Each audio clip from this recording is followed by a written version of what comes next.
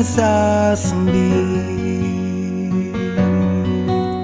Baka sakaling magbagong takbo ng isip mo, kaya tinatanong ko na, baka kasi pwedeng ako na lang.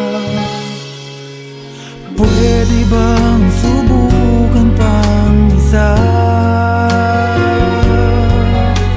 Baka naman ako'y mahal mo pa. At kung wala nang damdamin sa kiayos lang, hindi ako magagalit. Pero baka pwedeng ako na lang.